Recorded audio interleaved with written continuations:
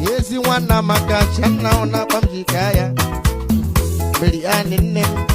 ndano garela kema ndachukweke mwanyoma mejero ba mebelima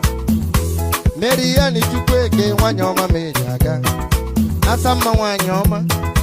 Unyama mejaga Uwanu wa mayola Achupa mnyeri akakola Meriani chukweke mwanyoma mejaga Ogarela kema Onyamwene wane Onyamwene je wane